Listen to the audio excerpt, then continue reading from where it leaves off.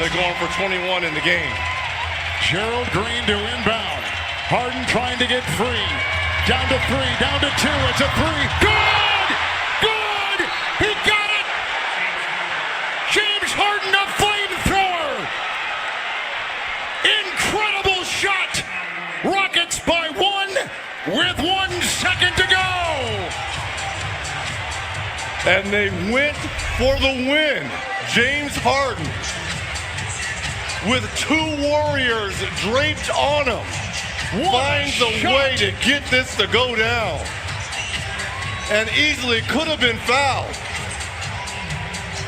In the grill of Draymond Green, a former Defensive Player of the Year, James Harden knocks down his 44th point.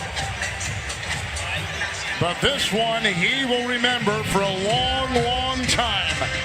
Coming back from 20 down, he tied the game at the end of regulation at 119 with a 3 and hit one of the most